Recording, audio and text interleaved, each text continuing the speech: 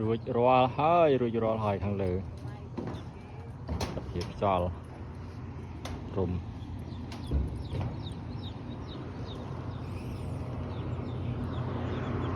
ខាងលើ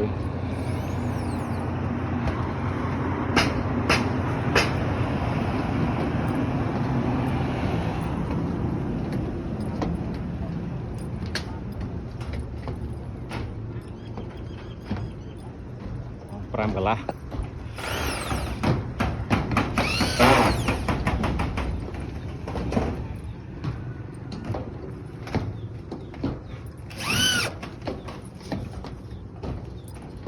នេះ3ហ្វាផុតក្បាល1ម៉ែត្រ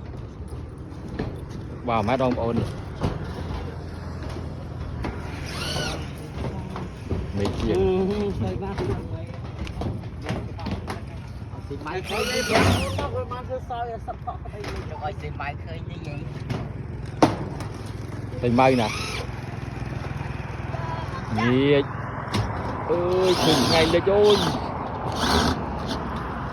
ថ្ងៃលិចមើលឃើញ